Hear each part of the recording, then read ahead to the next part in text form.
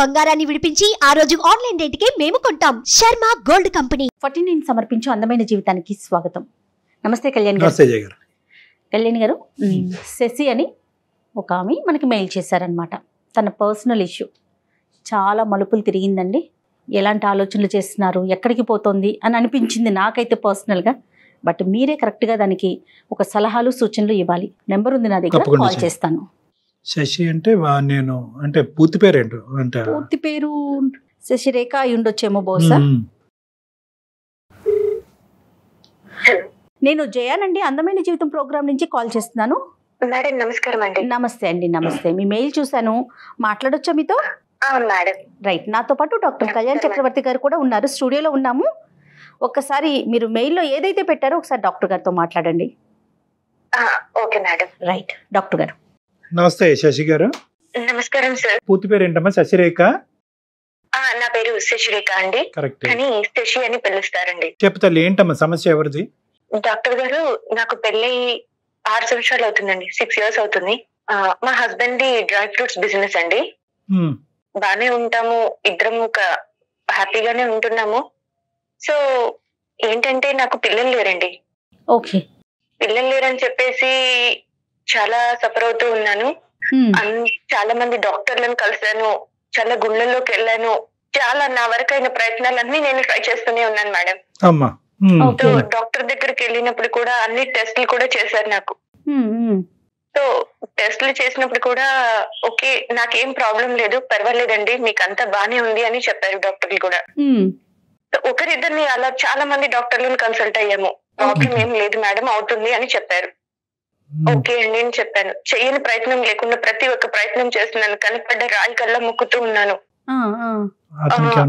ఇలా ఉంటూ ఉండగా కాదమ్మా, కౌన్సిలింగ్ కి ఇద్దరు వెళ్తారు కదా, తను కూడా వచ్చారా, మీ హస్బెండ్ కూడా వచ్చారా? అవును మేడం. ఓకే. మరి కదమ్మా, అతనికి ఏమైనా సమస్య ఉందన్నారమ్మా మెడికల్ గా? ఏమన్నా చెప్పారా? అంటే తను చేయించుకోలేదండి టెస్ట్లు. తర్వాత ఇంకా నాలో ప్రాబ్లం ఏం లేదు అని చెప్పి 2-3 డాక్టర్లు సజెస్ట్ చేసిన తర్వాత తను కూడా చేయించుకోండి అని రిక్వెస్ట్ చేశాను. సో తను అప్పుడు చేయించుకున్నారు. తనకి ప్రాబ్లం ఉంది. సో తనకి ప్రాబ్లం ఉంది, మెడిసిన్ వాడితే ప్రాబ్లం క్యూర్ అవుతుందండి, మీకు పిల్లలు అవుతారు అని చెప్పారు. ఓకే అండి అని చెప్పి తను మెడిసిన్ వాడుతూ ఉన్నాడు. ఇంకా ఫ్యామిలీలో ఎలా ఉంటుందో తెలుసు కదా సార్, పిల్లలు లేకపోయేటప్పటికి సూటిముటి మాటలు, అసలు ఎలా అంటే చాలా ఇబ్బందిగా ఫీల్ అయ్యేదాన్ని. అయినా కూడా పర్వాలేదులే, నా హస్బెండ్ నన్ను చూసుకుంటున్నాడు కదా, అవుతుందిలే, మాకు ఎప్పటికైనా అవుతారు పిల్లలు అన్న హ్యాపీనెస్ లో ముందుకు వెళ్తూ ఉన్నాను, ఎవరేమన్నా పట్టించుకోకుండా అలా జీవితాన్ని కొనసాగిస్తూ ఉన్నాను. ఇది ఇలా ఉండగా ఎప్పుడు తను భోజనానికి నేను క్యారియర్ పంపిస్తాను తనకి, షాప్ కి. తనైనా వచ్చి తింటారు, నేనైనా వెళ్ళి ఇవ్వడం, అలా జరుగుతూ ఉండేది. ఒక రోజు సడన్ గా అనుకోకుండా తను నాకు ఆకలి లేదు, నేను రాను అన్నారు. లేదు భోజనం చేయాల్సిందే అని చెప్పేసి నేను క్యారియర్ తీసుకొని షాప్ కి వెళ్ళానండి. నేను షాప్ కి వెళ్ళే లోపల తను అక్కడ ఇంకొక అమ్మాయితో కూర్చుని చాలా సరదాగా చాలా ఇదిగా మాట్లాడుతూ ఉన్నారు. నేను అక్కడ ఉన్నానని చూసి కూడా నన్ను ఆ అమ్మాయికి కూడా ఇంట్రడ్యూస్ చేసి కూడా వాళ్ళిద్దరూ హద్దులు దాటి నా కళ్ళ ముందరే అలా ఉండడం చూసి తట్టుకోలేకపోయాను.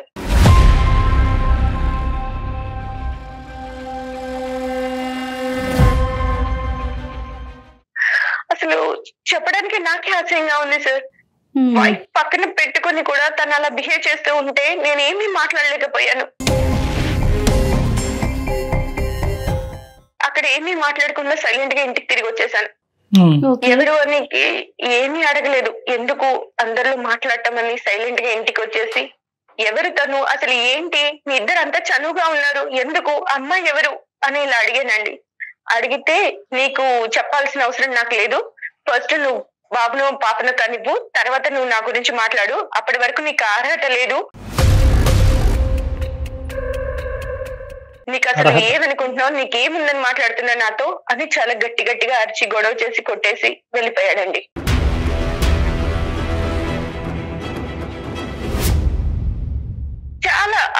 చాలా నరకం అనిపించింది. నేను అన్ని నాలో ప్రాబ్లం లేకపోయినా కూడా నేను చాలా హ్యాపీగా ఉన్నాను. ప్రాబ్లం వల్ల లేదు, తనలో ఉన్న కూడా నేను అవన్నీ పట్టించుకోకుండా తనతో జీవితాన్ని కొనసాగిస్తూ చాలా సంతోషంగా ఉంటూ ఉన్న టైంలో తను ఇలా చూసి తట్టుకోలేకపోయాను మేడం.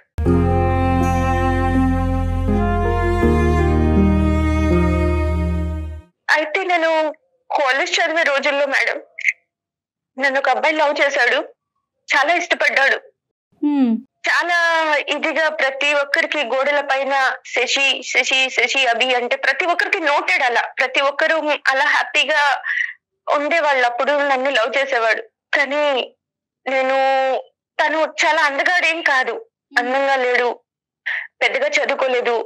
తను తన లైఫ్ ని లీడ్ చేసుకోవడమే కష్టం, తనకి చాలా బాధ్యతలు ఉన్నాయి. ఇంకా నన్ను పోషించే సంపాదన కూడా తను సంపాదిస్తాడో లేదో అని ఆలోచిస్తారు కదా మేడం. నేను ఆ టైంలోనే మా నాన్నగారికి చెప్పుండొచ్చు నేను ఇలా లవ్ చేశాను అని. కానీ ఎవరైనా కన్న తండ్రికి ఉంటుంది కదా మేడం, నా కూతుర్ని నాకంటే గొప్ప వాళ్ళకి మాత్రమేనండి. నేను ఇష్టపడ్డాను. ఓకే, పెళ్లి దాకా వెళ్ళలేదు అంతేనా? Yes madam. Okay okay. నేను పెళ్లి చేసుకుంటే తను మర్చిపోతాడు, హ్యాపీగా ఉంటాడులే అని అనుకున్నానండి. ఓకే. సో ఇలా నేను అన్ని 6 సంవత్సరాల నుంచి ఏది గుర్తుకు చేసుకోలేదు. తను నా అంతలో నేను ఉంటున్నాను, అన్ని మర్చిపోయి నా భర్తే నాకు సర్వస్వం అని బ్రతుకుతున్నాను మేడం. నేను తన కోసమే ఉండాలి అన్నట్టు నేను మా హస్బెండ్ కోసమే అన్ని భరిస్తూ ఉంటూ ఉన్నాను. ఎవరెన్ని మాటలు అన్నా పట్టించుకోకుండా, బంధువులు పిల్లలు లేరు, గొడ్రాలు అని ఇలా చాలా హింసిస్తూ ఉన్నా కూడా నేను ఎప్పుడు పట్టించుకోలేదు. నా భర్తే నన్ను ఇలా చూసేటప్పటికి తట్టుకోలేకపోయాను మేడం. చాలా ఏడుపు వచ్చేసింది, చాలా బాధ అనిపించింది.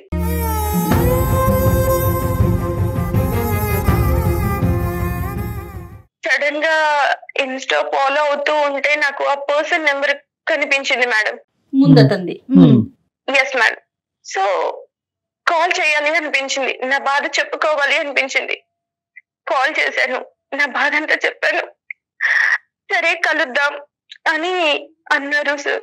ఎందుకు కలుద్దాం అన్నాడమ్మా? ఇలా ఏడవ బాకు, ఏం కాదు అన్ని సర్దుకుంటాయి, సరే కలిసి మాట్లాడదాం. ఇంతకాలం బట్టి అతను పెళ్లి చేసుకోకుండా ఉన్నాడమ్మా అతను? లేదు సార్, తనకి పెళ్లి అయింది. పెళ్లి అయ్యిందా? Okay okay. Yes sir. అతను హ్యాపీగానే ఉన్నాడమ్మా అతను మ్యారేజ్? ఇంకా నేను అవన్నీ ఏం మాట్లాడలేదు సార్. నా బాధని నేను తనకి చెప్దాం అన్నట్టు ఫోన్ చేశాను. చెప్పగానే లేదు లేదు ఇలా ఫోన్ లో కాదు, నువ్వు ఇలా ఫోన్ లో ఏడిస్తే నేను తట్టుకోలేను, మాట్లాడదాం, కలిసి మాట్లాడదామని ఒక రిసార్ట్ బుక్ చేశాడు సార్. సో అక్కడికి వెళ్ళామండి.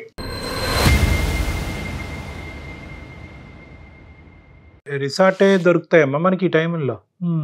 అంటే సార్ నేను అసలు ఆ సిచ్యువేషన్ లో ఎక్కడ ఏంటి అని కూడా ఏం ఆలోచించలేదు సార్. ఫస్ట్ అసలు మాట్లాడాలి, నా బాధను తనతో చెప్పుకోవాలి.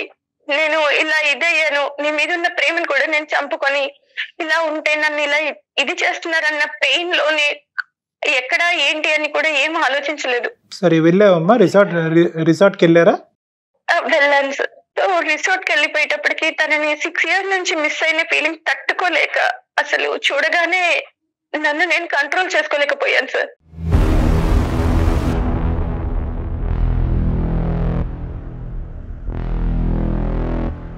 అసలు నా బాధ అతన్ని చూడగానే నాకు ఏడుపు కూడా ఆగలేదు. ఏంటి నేను నిన్ను ఇలా వదిలేసి వెళ్ళిపోయాను అని ఏడుపుతో తన్ని అలా హక్ చేసుకున్నాను సార్.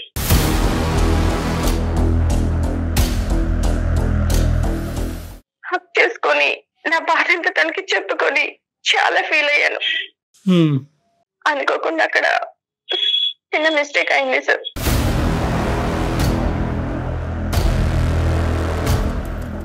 అలా కలుసుకుని బాధ చెప్పుకోవటం అంటే కనుక మనసులు కలుసుకుని చెప్పుకోవటమా, లేదంటే భార్యాభర్తల కింద కూడా కలిసారా?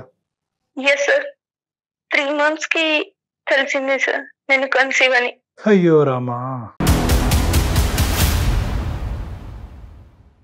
సో కన్సీవ్ అవ్వగానే ఇంట్లో వాళ్ళందరూ ఎప్పటి నుంచో ఎదురు చూస్తున్నారు కదా, చాలా హ్యాపీగా ఫీల్ అయిపోయి అందరికి బంధువులకు చెప్పుకోవడము, చాలా సెలబ్రేషన్ లాగా చేసుకుంటున్నారు, చాలా హ్యాపీగా ఫీల్ అవుతున్నారు. మా హస్బెండ్ కూడా అందరూ చాలా ఒక ఫెస్టివల్ లాగా చేసుకుంటున్నారు సార్.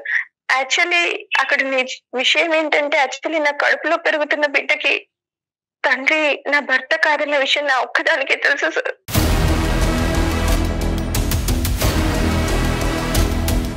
ఎలా చెప్పగలవమ్మా? ఎలా చెప్పగలవు ప్రెగ్నెంట్ అయ్యావు అనేది? ఖచ్చితంగా ఆ బిడ్డ నీ బిడ్డ, మీ భర్తతో కలిగినటువంటి బిడ్డ కాదని ఎలా చెప్పగలవు? అంటే నేను అప్పటి నుంచి ఎలా అంటే, నేను మా హస్బెండ్ లేదు సార్, ఇద్దరం దూరంగా ఉన్నాం సార్.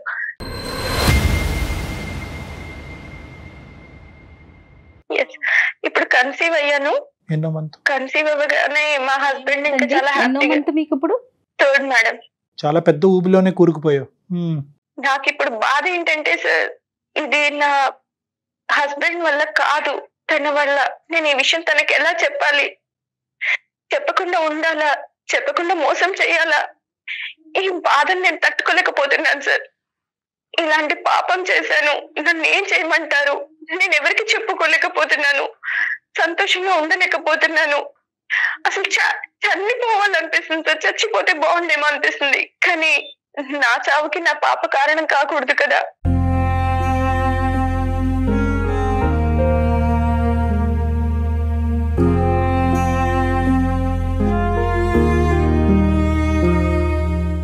తనని ఎందుకు బలి చేయాలి అని ఆలోచిస్తున్నాను. ఇంకొక సెకండ్, అసలు ఏంటి వద్దు నాకు ఇది, నేను తీసేయించుకోవాలి, నాకు ఇది వద్దు, ఇంట్లో వాళ్ళకి చెప్పకుండా మిస్క్యారీ అయిందని చెప్పి తీసేయించుకోవాలా అని ఇలా చాలా చాలా చాలా డౌట్స్ వస్తున్నాయి సార్.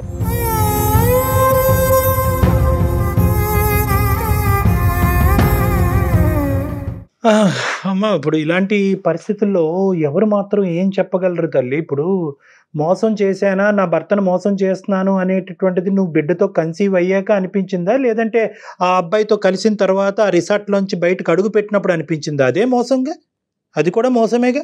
ఇప్పుడు నా భర్తను నేను ఇలా చూశాను, ఇలాగా ఏకలు పక్కపక్కలు అనేటటువంటి అంశాన్ని చూసావు, దానికి మించి నువ్వేమీ చూడలేదు మీ భర్తతో. వాళ్ళు ఫ్రెండ్స్ అయ్యి ఉండొచ్చు, ఇంకోటన్నా అయ్యి ఉండొచ్చు. ఇప్పుడు బిడ్డ పుట్టాడు కాబట్టి పెద్ద తప్పు, బిడ్డతో కన్సీవ్ అవ్వకపోతే చిన్న తప్పు కాదు. At the end of the day it's a breach of trust, నమ్మక ద్రోహం ఇది.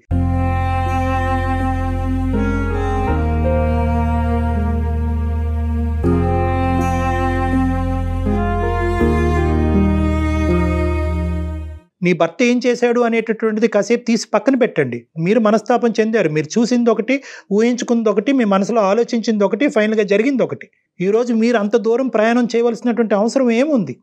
నిజంగా మీ మనసులో ఆ అబ్బాయికి అంత స్థానం ఉంటే కనుక అందచందాలు, హెచ్చు తగ్గులు ఇవన్నీ తీసి పక్కన పెట్టి మీ తండ్రితో పోరాడి అతన్నే పెళ్లి చేసుకుంటే పోయిండేదిగా. ఎందుకు మీ మనసులో ఇదంతా దాగిపెట్టి ఏ రోజైతే మీ భర్తని ఒక చూడకూడనటువంటి పరిస్థితుల్లో చూసినప్పుడు ఎందుకు ఇది బయటకు రావాలి? ఇలాంటివి చాలా ప్రశ్నలు వస్తాయమ్మా. ఈరోజు ఏం చెయ్యాలి అని సింపుల్గా మాకు ఫోన్ చేసో లేదంటే మాకు ఈమెయిల్ చేసో అడుగుతున్నారు. నిజంగా ఇటువంటి సమస్యలకి అంత స్ట్రైట్ ఫార్వర్డ్ రెస్పాన్స్ అండ్ నేను తట్టుకోలేకపోయాను సార్. తనని ఆ అమ్మాయితో ఉండే విధానము అవన్నీ చూసి నాకు చాలా బాధ వేసింది. విడాకులు ఇవ్వండి, అతని మీద కంప్లైంట్ చేయండి, పెద్దల్ని పిలిచి పంచాయతీ పెట్టండి. 1,00,000 సమస్యలకి 1,00,000 పరిష్కారాలు ఉంటాయి. కానీ ఈ పరిష్కారాలు ఏంటమ్మా? అతను దిగాడు కాబట్టి నేను దిగుతాను, అతను వేరే తప్పు పద్ధతిలో అనుభవించాడు కాబట్టి నేను అనుభవిస్తానంటే ఇంకేముంటది? ఈ సమాజం ఉంటుందా, బతుకుంటుందా ఈ సమాజం? కుటుంబ వ్యవస్థ అనేటువంటి దానికి ఒక మీనింగ్ ఉంటుందా? అక్కడికి వెళ్ళిన తర్వాత అసలు అనుకుని అమ్మా, అక్కడికి వెళ్ళిన తర్వాత అనుకుని, అక్కడికి వెళ్ళక ముందు అనుకుని కాదమ్మా. అతను నిజంగా కావాలి అని అనుకుంటే కనుక ఫోన్లోనే నేను ఓదార్చుండేవాడు, లేదంటే మీ ఇంటి కిందకి కానీ అతని ఇంటికి పైన కానీ ఎక్కడో చోట మాట్లాడుకునేవారు. రిసార్ట్కి ఎవరమ్మా పిలుస్తారు?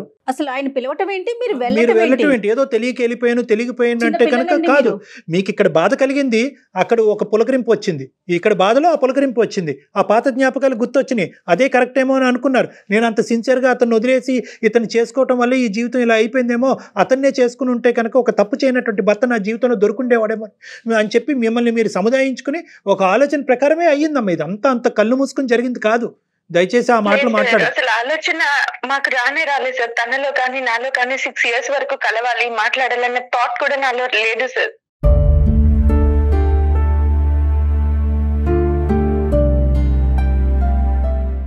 అక్కడ అలా చూసిన తర్వాత సిచ్యువేషన్ కంట్రోల్ అవ్వలేక నేను తనకి ఫోన్ చేసి నా బాధను షేర్ చేసుకోవాలి అనుకున్నాను తప్పించి ఇంకా నేను అంతకు మించి ఇంకేం అనుకోలేదు. అక్కడికి వెళ్ళిన తర్వాత ఓదార్చే టైంలో అలా అనుకోకుండా అలా తప్పు అలా అలా జరిగిపోయింది అలా సార్. అలా సినిమా అండి. అవ్వదమ్మా, అలా అవ్వదు. సరే, ఇప్పుడు ఏంటంటే నిన్ను నిందించి నిన్ను ఖండించడం అనేది ఇక్కడ సొల్యూషన్ కాదు.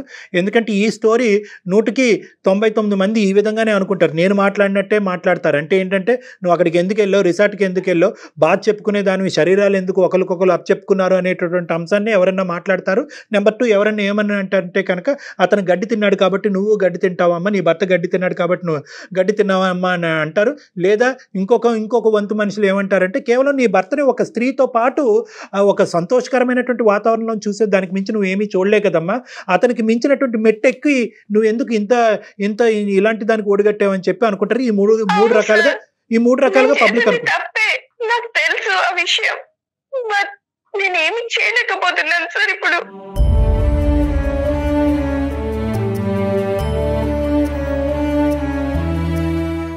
నువ్వేం చేయాలని అనుకుంటున్నావు చెప్పమ్మా ఫస్ట్, తర్వాత ఏం చేస్తే బాగుంటుంది అన్నది మేము చెప్తాం. ఫస్ట్ నువ్వేమనుకుంటున్నావు? నీ కానటువంటి బిడ్డని ఇదే విధంగా దిగమింకుని సీక్రెట్గా పెంచి పెద్ద చేస్తే కనుక అభిమానాలు ఆప్యాయతలు పెరిగిన తర్వాత నమ్మక ద్రోహం చేసిన దాన్ని అవుతానేమో అనిపిస్తుంది సార్. ఆ నిందని నేను మొయ్యలేను సార్.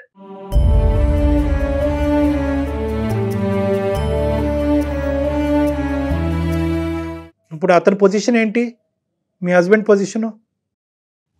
తను చాలా హ్యాపీగా ఫీల్ అవుతున్నాడు సార్. ఇన్ని ఇయర్స్ తర్వాత కన్సీవ్ అయ్యింది నా వైఫ్ అని చాలా సెలబ్రేషన్ గా చాలా హ్యాపీగా ఫీల్ అవుతున్నాడు. పుట్టబోయేటటువంటి బిడ్డని పుట్టక ముందే ఇంత బాగా ప్రేమిస్తున్నాడు అనే ఆలోచన వల్ల ఇప్పుడు నువ్వు చేసిన తప్పు అని నీకు అనిపిస్తుందా? అంటే సార్ నాకు అర్థం కాదు, పిల్లలు పుడితేనే భార్యనా సార్? పుట్టకపోతే భార్యని ఏ రకంగా అయినా ఊహించుకోవచ్చా? పక్కన ఇంకొక అమ్మాయి భార్య నించొని ఉంటే ఇంకొక అమ్మాయి ఆవిడతో ఉంటే భార్యకి ఎంత బాధ అవుతుంది సార్? అమ్మ, బిడ్డల గురించే భార్య అనేటటువంటిది తప్పు, కానీ బిడ్డల గురించే భార్య అనేటటువంటి విధంగా పక్కదో వెళ్ళినటువంటి భర్తను చూసి ఆడది ఇంకో తప్పుతో పట్టి వేరే వ్యక్తికి గర్భం దాల్చడం అనేది తప్పున్నారా? సో ఇక్కడ నేనేమంటున్నానంటే అది తప్పే, ఇది తప్పే.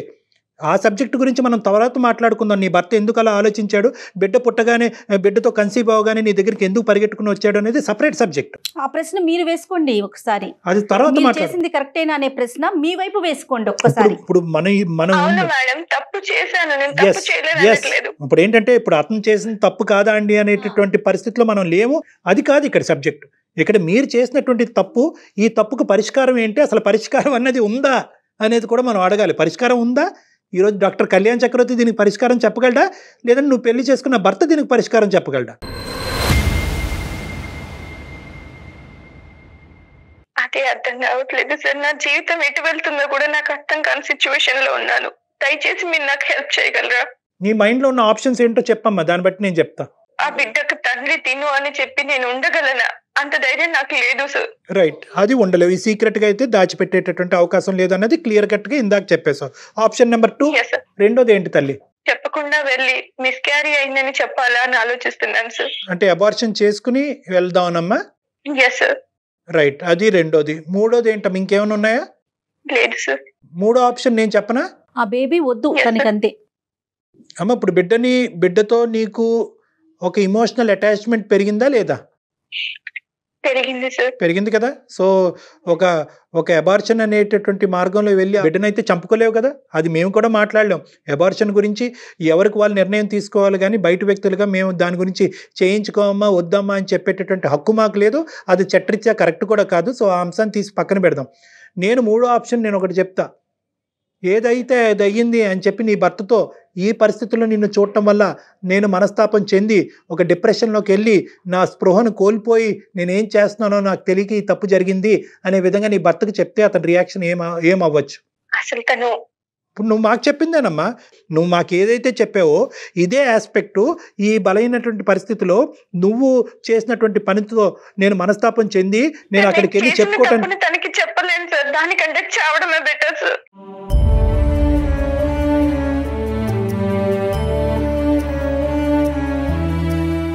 నేను తనకి చెప్పి తనని బాధ పెట్టి ఇలా అవ్వడం కంటే నేను సూసైడ్ చేసుకోవడమే కరెక్ట్ సార్.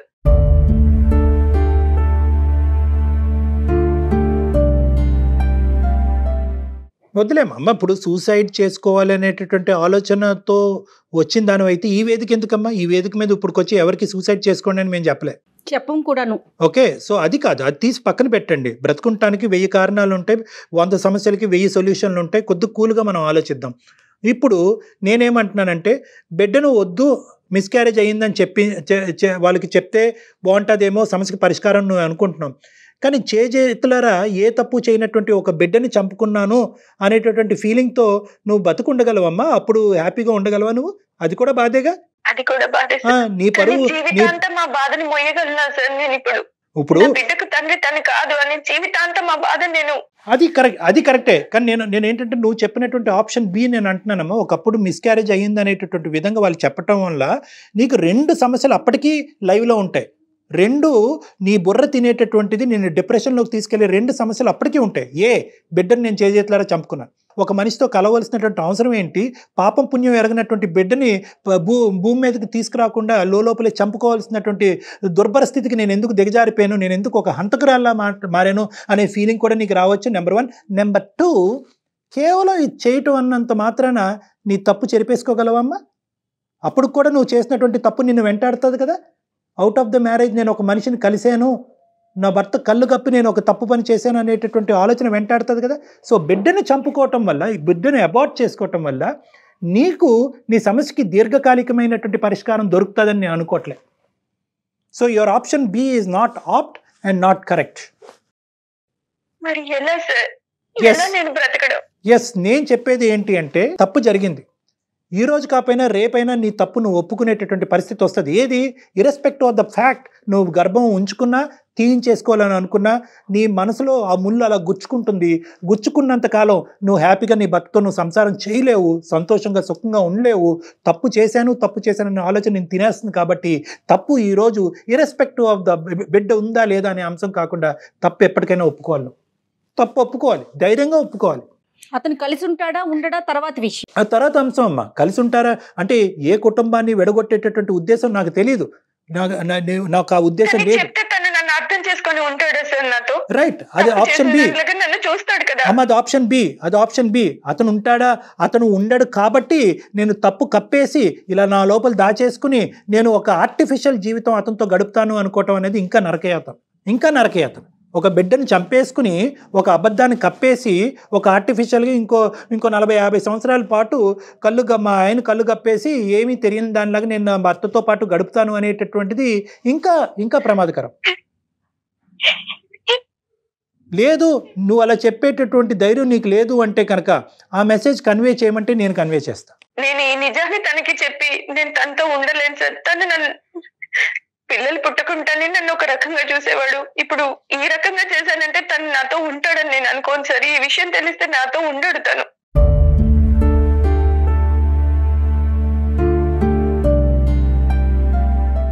చూడమ్మా, అన్ని తప్పులకి ఒక పాజిటివ్, చాలా కంఫర్టబుల్ సొల్యూషన్ వస్తుంది అని అనుకోవద్దమ్మా. ఒక చోట ఇప్పుడు నీ భర్త నీతో ఉంటాడా లేదా అనేటటువంటిది ఒక ఆఫ్టర్ ఇష్యూ, ఒక సెకండరీ ఇష్యూ. ఈరోజు ప్రైమరీ ఇష్యూ ఏంటంటే, ఈ నిజాన్ని ఇలా కప్పిపుచ్చి అతనితో నువ్వు జీవితం కొనసాగగలవా? బిడ్డను చంపేసుకుని లేదంటే బిడ్డ నా బిడ్డ కాదు అనే సీక్రెట్ని దాచిపెట్టి, అలాగైతే నేను ఉండను అని చెప్పి ఆ ఆప్షన్ అయితే తీసేసావు. బిడ్డను తీసేసుకుని ఒక సీక్రెట్ని కప్పిపుచ్చి అతనితో ఎంతకాలం హ్యాపీగా నువ్వు ప్రయాణం చేయగలవు? అప్పుడు మాత్రం నీకు ఇది నేను ఒకటి దాచిపెడుతున్నానని నీకు గుచ్చుకోదు అనేది గ్యారంటీ ఉందా? రైట్. సో ఇక్కడ ఉండేటటువంటిది ఏంటంటే, నేను చెప్తున్నాను కదమ్మా, ఈ ప్రాబ్లంకి ఇది చాలా క్లిష్టమైనటువంటి ప్రాబ్లం. నువ్వు అనుకున్నట్టుగా స్మూత్గా సాఫీగా 100% నీకు కంప్లీట్గా కంఫర్ట్ జోన్లో పెట్టి ఈ సొల్యూషన్ ఇవ్వటం అన్నది ఈ భూప్రపంచం మీద మానవ మాత్రుడికి ఎవ్వడికి అవ్వదు. ఎందుకంటే కనుక జరిగినటువంటి తప్పు ఆ స్థాయిలో జరిగింది కాబట్టి, నువ్వు 3వ నెల గర్భవతి కాబట్టి, ఇది అందరి జీవితాలకి ముడిపడి ఉంది కాబట్టి, నువ్వు చూడకూడదు ఏదో చూసావు, దాన్ని ఇంకో స్థాయిలో ఊహించుకున్నావు, వెళ్ళి ఇంకో మనిషితో తప్పు చేసావు, ఈరోజు గర్భం దాల్చావు. ఇప్పుడు దీనికి సింపుల్గా 100%గా నేను అందరూ హ్యాపీగా ఉండే సొల్యూషన్ చెప్పమంటే ఎవరు చెప్పలేరు. ఇక్కడ ఎవరో ఒకరు బాధపడాలి. ఎక్కువ బాధపడతావా తక్కువ బాధపడతావా అనేటటువంటి దాన్ని బట్టి ఇటువంటి సొల్యూషన్ ఉంటుంది. అయితే డాక్టర్ గారు, ప్రేక్షకులందరూ ఇప్పుడు నేను చెప్పేదానికి వ్యతిరేకిస్తారేమో నాకు తెలియదు, కానీ స్త్రీకి పురుషుడికి ఉన్న తేడా ఇదేనండి. పురుషుడు తప్పు చేస్తే దాని ఇంపాక్ట్ కనిపించదు, కానీ ఒక స్త్రీ కనుక తప్పు చేస్తే దాని ఇంపాక్ట్ చాలా స్పష్టంగా కనిపిస్తుందండి. చూడండి, అది భరించాల్సిన పరిస్థితి కూడా వస్తుంది కదా. చూడండి, తన పరిస్థితి అటు ముందుకు వెళ్ళలేదు, ఇటు వెనక్కి రాలేదు. ఒక స్త్రీగా నన్ను బాగా అర్థం చేసుకున్నారు. అమ్మ ఒకటే నేను చెప్తాను తల్లి, ఇక్కడ ఏంటంటే ఇది బహుశా మేము చెప్పేటటువంటి సొల్యూషన్ నీకు చాలా పార్షల్గా ఇన్కంప్లీట్గా అనిపించవచ్చు. నేను ఇందాక చెప్పాను కదా, దీనికి కంప్లీట్గా అందరూ నవ్వుకుని సంతోషంగా ఉండే సొల్యూషన్ దీనికి లేదు. కాబట్టి నేను ఎంచుకున్నటువంటి సొల్యూషన్ ఇది. తర్వాత నీ ఇష్టం. ఎందుకంటే నేనేమంటానంటే, ఏమో నేను తప్పుగా ప్రవర్తించాను అనే రియలైజేషన్ నీ భర్తకు రావచ్చేమో. నేను తప్పుగా, ఒక స్త్రీ అంటే కనుక, ఒక భార్య అంటే కేవలం పిల్లలు అనేటటువంటి మెషిన్ లాగా నేను నా భార్యను నేను పరిగణనలోకి తీసుకోవటం వల్లే నా భార్య మనస్తాపం చెంది ఇటువంటి తప్పు చేసిందేమో అనేటటువంటి రియలైజేషన్ నీ భర్తకు రావచ్చు. కాబట్టి ఎప్పటికీ కూడా ఒక కుటుంబం, ఒక భార్యాభర్తల సంసార జీవితంలో ఎప్పుడు కూడా నిజాలు ఎప్పుడు కూడా బహిర్గతం కావాలమ్మా. అబద్ధాలతో జీవితం నడిపించలేం మనం. కాబట్టి నా ఉద్దేశం ఇప్పటికీ కూడా నీకు ఎంత కఠినంగా అనిపించినా కూడా నువ్వు నిజం చెప్పాలి అనేదే నా ఆలోచన. ఒకప్పుడు చెప్పలేను అని అనిపిస్తే కనుక మీడియేషన్ కావాలి, ప్రొఫెషనల్ మీడియేషన్ కావాలి. చెప్పేటటువంటి విధంగా, అతను అర్థమయ్యేటటువంటి విధంగా అతనికి చెప్పాలి అని నీకు అనిపిస్తే కనుక నీ పరిస్థితులను నువ్వు నాకు పుస్తకం విప్పినట్టుగా మొత్తం అంతా వివరించావు. కాబట్టి నాకు అర్థమయ్యేటటువంటి విధంగా ప్రొఫెషనల్గా అతను నీకు చెప్పేటటువంటి ప్రయత్నం చేయమంటే నేను దానికి కూడా రెడీ. అయితే అంతా కూడా పాజిటివ్ వేలోనే వెళ్తుందని మాత్రం ఎక్స్పెక్ట్ చేయకండి. అసలు 100% ఎక్స్పెక్ట్ చేయొద్దు. మీరు ఏమొచ్చినా దానికి రెడీగా ఫేస్ చేయడానికి రెడీగా ఉండి అప్పుడు డాక్టర్ గారు మాట్లాడారు. అప్పుడు అతను తీసుకునే నిర్ణయం బట్టి అసలు ఈ ఈ ఈ బిడ్డను ఉంచాలా ఉంచకూడదా అనేది కంప్లీట్గా భార్యాభర్తలుగా అది మీ ఇద్దరు డెసిషన్ అమ్మా. ఎందుకంటే తండ్రి అతను, ఎందుకంటే ఇప్పుడు అది ఇంకా చాలా కాంప్లికేటెడ్ ఇష్యూ అవుతుంది. అతనికి పెళ్ళయింది, ఫాదర్ అతను. సో ఒకప్పుడు అబార్ట్ చేసుకోవాలి అంటే కనుక నీ కన్సెంట్ ఏంటి, అతని కన్సెంట్ ఏంటి, ఇవన్నీ కూడా పరిగణలోకి వస్తాయి. సో దానికి కంప్లీట్గా మీరు మెడికల్ అండ్ లీగల్ అడ్వైస్ సపరేట్గా తీసుకోవాలి. కానీ దానికి ముందు నీ భర్తకి ఏ విధంగా ఇది చెప్తారు అనేది ప్రధానమైన అంశం. మీరు చెప్పలేనటువంటి పక్షంలో నా హెల్ప్ తీసుకుంటానంటే దానికి కూడా నేను రెడీ. రైట్ అమ్మా. ఒకసారి నేను మీకు పర్సనల్ నెంబర్ షేర్ చేస్తాను. డాక్టర్ గారితో ఒకసారి పర్సనల్గా మాట్లాడండి. ఎందుకంటే ఈ వేదిక మీద చెప్పలేని విషయాలు, మీరు చెప్పలేనివి, అలానే డాక్టర్ గారు సూచించలేని విషయాలు చాలా ఉన్నాయి. పర్సనల్గా మాట్లాడితే చాలా బెటర్ అండి. Right, all the best. ధైర్యంగా ఉండండి అమ్మా. చనిపోవాలనే ఆలోచన మాత్రం దయచేసి రానివ్వను. ఓకే అమ్మా. ఇంతకు మించి పరిష్కారం కనిపించట్లేదు డాక్టర్ గారు. ఎందుకంటే పర్సనల్గా మీతో వచ్చి మాట్లాడటం తప్ప తను పూర్తిగా చెప్పలేకపోతుంది. వేదికగా మనము చెప్పలేకపోతున్నారు. మీరు కూడా సరైన, అంటే ఇంకొంచెం డెప్త్గా చెప్పాలన్నా కూడా చెప్పలేని సెన్సిటివ్ విషయాలు కదా. చాలా సెన్సిటివ్ ఇష్యూ అమ్మ. దీనివల్ల ఎవరో ఒకరు బాధపడతారు. ఖచ్చితంగా ఈ అమ్మాయి తప్పు చేసినందుకు ఈ అమ్మాయి కొద్దిగా ఎక్కువ బాధపడాలి, అది తప్పదు. ఆ బాధలో రకరకాలు ఉండొచ్చు. ఏ భర్త వింటే కనుక బహుశా నాన్ యాక్సెప్టెన్స్, నీ దారి నీది, నా దారి నాది, విడాకులు. సో బహుశా ఈ అమ్మాయిని మనం మెంటల్ గా ప్రిపేర్ చేయాలి. అల్టిమేట్ అవుట్కమ్, కాళ్ళ మీద తను నిలబడే ధైర్యాన్ని మాత్రం ఇవ్వాల్సిన అవసరం వచ్చింది. తన కాళ్ళ మీద తను, ప్లస్ బిడ్డ, భర్త లేకుండా బిడ్డను చూసుకునేటటువంటి పరిస్థితిని కూడా ఆ అమ్మాయి అంగీకరించేటటువంటి పొజిషన్ కి మనం తీసుకెళ్ళాలి. Thank you so much. చూద్దాం మేడం, కలవనియండి, చూద్దాం మనం. షూర్ డెఫినెట్ గా అండి. నమస్తే. అందమైన జీవితం సమర్పిస్తున్న వారు 49 అంటే సంతోషం, 49 అంటే సంతానం. సహసమర్పణ అవిస్ హాస్పిటల్.